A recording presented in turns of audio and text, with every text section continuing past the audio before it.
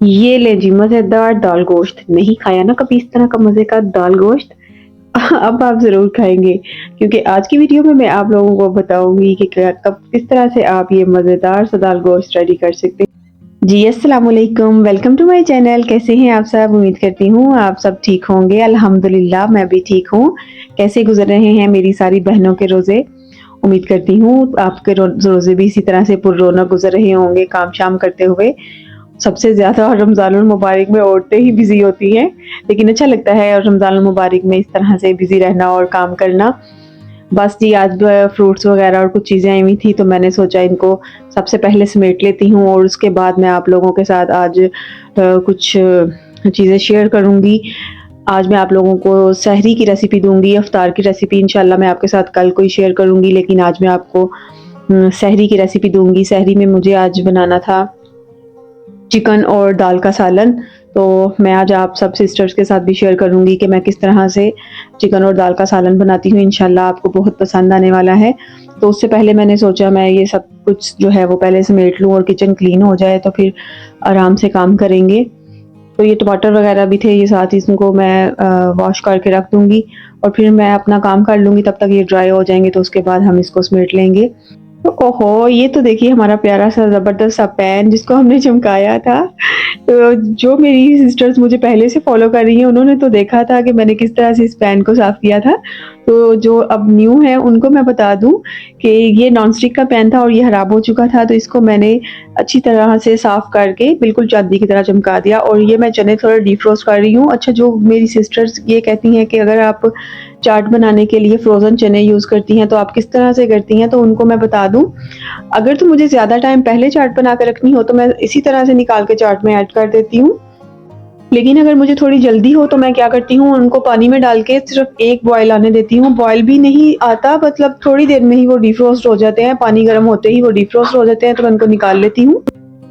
तो यहाँ पे मैं अपनी जल्दी से क्रीम चाट रेडी कर लूँगी। क्रीम चाट रेडी करने के लिए सबसे पहले मैंने थोड़ी मेयोनीज़ ली, उसमें थोड़ा योगर्ट ऐड किया और थोड़ी क्रीम ऐड कर दी। अगर आपके पास मार्केट वाली क्रीम अवेलेबल नहीं है तो आप घर वाली फ्रेश मलाई जो है वो यूज़ कर लिया करें, वो बहुत अच्छा टेस्ट देती है।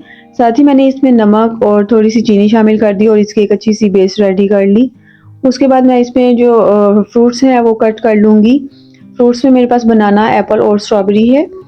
चने मैंने डिफ्रोस्ट कर लिए थे, उनको मैं ठंडा होने के लिए मैंने रख दिया है, वो थोड़े ठंडे होते हैं तो फिर अब वो भी इसमें शामिल कर देंगे तो बहुत मज़े की हमारी जो क्रीम चाट है वो रेडी हो जाएगी। आप भी कभी क्रीम चाट इस तरह से रेडी करें, बहुत मज़ा आता है। आप इसमें चने ज़रूर ऐड किया करें। वैसे तो मैंने आपको, अगर आपके पास बनाना और एप्पल के अलावा कोई भी फ्रूट नहीं, तो मैंने आपको क्रीम चाट बनाना बताई थी कि आप इसमें टूटी फ्रूटी भी ऐड कर सकते हैं और आलमंड्स ऐड कर सकते हैं, तो बहुत मज़े की चाट उस तरह से भी बन जाती है। वरना अगर आपके आपके पास ये चने और स्ट्रॉबेरीज़ वगैरह या कोई और भी फ्रूट है, तो आप ज़ाहिर है कुछ भी इसमें शामिल करके फ्रूट चाट रेडी कर सकते हैं, बहुत टेस्टफुल बनती है। मैंने आज इसमें सिर्फ चने वगैरह ऐड करने थे, तो मैंने आलमंड्स नहीं ऐड किए। तो चाट हमारी रेडी हो चुकी थी, तो वो मैंने फ्रिज में रख दी। अब काफ़ी टाइम था मेरे पास, अभी तो इफ्तारी में काफ़ी ज़्यादा टाइम है, तो मैंने सोचा मैं सहरी के लिए जो है वो थोड़ा-सा सालन जो है वो रेडी कर लेती हूँ। आज दूध वाला भी हमारा जल्दी आ गया था, तो मैंने साथ ही दूध बॉयल होने के लिए रख दिया, तो जल्दी काम खत्म हो जाएँगे इंशाल्लाह। तो आज हम बनाने लगे हैं चने चने की दाल का और चिकन का सालन और बहुत ही टेस्टफुल ये सालन बनता है, मैं आपको बताऊँगी। हम इसे बहुत ज़्यादा थिन नहीं रखेंगे इसके शोरबे को, हम इसको थोड़ा थिक रखेंगे ताकि हम पराठों के साथ इसको एन्जॉय कर सकें। तो देखिए मैंने हाफ कप जो है वो ऑयल का शामिल किया, उसमें 1 तेज़पत्ता डाल दिया और थोड़ा-सा साबुत मसाला डाल दिया। इसमें 1 बड़ी इलायची काली वाली और ज़ीरा, कुछ थोड़ी-सी काली मिर्चें और 1-2 लौंग है।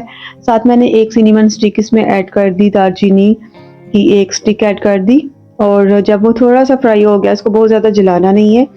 थोड़ा-सा वो हमारा जो मसाला था, वो फ्राई हुआ ऑयल में और उसने अच्छी-सी खुशबू छोड़ी, तो साथ ही हमने इसमें प्याज़ ऐड कर देने हैं।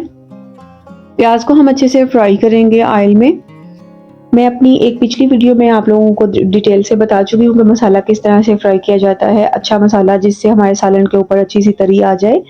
तो अगर आप डिटेल वीडियो देखना चाहते हैं कि किस तरह से मसाले की बुनाई की जाती है जिससे हमारे प्याज और टमाटर वगैरह भी अच्छे से मैश हो जाएं और सालन में तैरते हुए नज़र ना आए, तो एंड स्क्रीन में मैं उस वीडियो का जो लिंक है वो आपके साथ शेयर कर दूंगी, आप जाके देख सकते हैं। अंडा चना मैंने रेडी किए थे और वो बहुत मज़े की रेसिपी बनी थी, सहरी की रेसिपी रेडी की थी वो मैंने। अच्छा, तो जी प्याज हमारे जो है वो ब्राउन हो चुके थे। अब इनको बहुत ज़्यादा डार्क ब्राउन नहीं करना, लाइट ब्राउन प्याज हो जाए तो उसमें मसाला ऐड कर देंगे। टमाटर हमें ऐड नहीं करना अभी, क्योंकि अगर टमाटर ऐड कर देंगे तो फिर हमारे मसाले का कलर अच्छा नहीं आएगा। प्याज हमारे लाइट ब्राउन हो चुके थे, तो इसमें मैंने नमक, हल्दी और सुरख मिर्चें ऐड कर दी और साथ में मैं इसमें सूखा धनिया ऐड कर दूंगी। सूखा धनिया बहुत मुझे अच्छा लगता है, इसकी खुशबू बहुत अच्छी लगती है। ये थोड़ा दरदरा सा मैंने पीस के रखा हुआ था, बिल्कुल फाइन पाउडर नहीं है, थोड़ा सा दरदरा है और इसकी खुशबू बहुत तेज़ है। इसको मैंने पहले हल्का सौटे करके तो फिर इसको क्रश करके तो स्टोर कर लिया था। तो खाने में ये बहुत ही अच्छा टेस्ट देता है। साथ साथ हम थोड़ा थोड़ा पानी ऐड करेंगे और मसाले की भुनाई करेंगे अच्छी तरह से। अच्छा, वीडियो को रिकॉर्ड करते वक्त मुझसे ये मिस हो गया कि जब मैं प्याज को फ्राई कर रही थी तो मैंने इसमें 1 टेबल स्पून अदरक और लहसुन का पेस्ट शामिल किया था। तो बाकी सारा सेम प्रोसेस वही रहेगा, बस आपने इसमें 1 टेबल स्पून अदरक और लहसुन का पेस्ट शामिल कर देना है जब आप प्याज को फ्राई करेंगे। इस स्टेज पे आके आपने टमाटर ऐड कर देना है और टमाटर की भुनाई करेंगे और इसको साथ ही डोई की मदद से ही हम मैश कर देंगे। साथ साथ अगर आप थोड़ा थोड़ा पानी ऐड करेंगे और इसकी भुनाई करेंगे तो सारे टमाटर और प्याज वगैरह जो है वो सारे मैश हो जाएंगे, अच्छा सा मसाला रेडी हो जाएगा, ऑयल हमारा सेपरेट हो जाएगा और जो हम इसमें पानी शामिल कर रहे हैं वो ख़त्म हो जाएगा। तो जब ऑयल सेपरेट हो जाए तो आपको खुद फील होगा कि हाँ, आपके मसाले की अच्छे से भुनाई हो चुकी है। तो फिर हम इसमें चिकन ऐड करेंगे। उससे पहले आप इसमें चिकन नहीं ऐड करें, वरना मसाला भी कच्चा रहेगा, उसके कच्चेपन की स्मेल आएगी और चिकन भी अच्छे से फ्राई नहीं होगा। जब इसमें पानी जो है वो बिल्कुल ड्राई हो जाए और ऑयल सेपरेट हो जाए तो फिर हम इसमें चिकन ऐड करेंगे। अच्छा, मसाले की भुनाई अच्छी से हो गई थी तो मैंने इसमें चिकन शामिल कर दिया। चिकन शामिल करने के बाद हम इसकी मसाले के साथ भुनाई करेंगे। खाने की सारी मेहनत जो है वो इसी टाइम पे होती है जब हम इसकी भुनाई कर रहे होते हैं। अगर इस टाइम पे आके आप फोकस करेंगे खाने की तरफ तो आपका बेहतरीन खाना रेडी होगा। साथ साथ हम थोड़ा पानी शामिल करेंगे और साथ साथ हम इसकी भुनाई करेंगे। पानी शामिल करने का मेन पर्पज़ यही है कि मसाला जो है वो नीचे ना बैठे। अगर मसाला आपका थोड़ा भी जल जाएगा तो खाने का कलर अच्छा नहीं आएगा। खाने के टेस्ट के साथ साथ जो खाने का कलर है वो भी अच्छा होना चाहिए, ज़ाहिर है लुक भी अच्छी होनी चाहिए खाने की। ये नहीं कि बस खाने का टेस्ट ही मैटर करता है, खाने का कलर भी बहुत मैटर करता है। दाल को मैंने पहले से ही बॉईल करके रख दिया था। सुबह फजर के टाइम जब मैं उठी तो उस वक्त ही मैंने दाल को बॉईल कर दिया ताकि मेरे लिए आसानी हो जाए। सुबह फिर आपको पता है इतने काम होते हैं, तो जितने काम खत्म हो जाए वो उतना ही बेहतर होता है। तो मेरी कोशिश होती है कि मैं इन कामों को पहले ही खत्म कर दूं। तो दाल तो पहले से ही बॉईल थी। अब जल्दी से हमने इसके मसाले की बुनाई की और चिकन की बुनाई की और इसमें अब दाल हमने शामिल कर दी। मज़ेदार सा दाल गोश्त बनाने के लिए एक टिप मैं आपको और दूंगी और बहुत ही इंपॉर्टेंट टिप है, इसको आप फॉलो करेंगे तो आपका दाल गोश्त बहुत ही मज़े का बनेगा। आपने क्या करना है, जब आपने गोश्त की भुनाई कर लेनी है तो उसके बाद गोश्त में पानी को ऐड नहीं करना गोश्त को गलाने के लिए। चिकन ऑलरेडी इतना सॉफ्ट होता है, उसको भुनाई करते वक्त ही 50% तो वैसे भी वो गल जाता है। तो बाकी का जो 50% है वो आपने जब दाल शामिल कर देनी है तो उसमें डाल के आपने इसको गलाना है, क्योंकि इससे क्या होगा कि यखनी का जो टेस्ट है वो सारा दाल में आएगा और इससे दाल गोश्त जो है वो बहुत टेस्टी बनता है।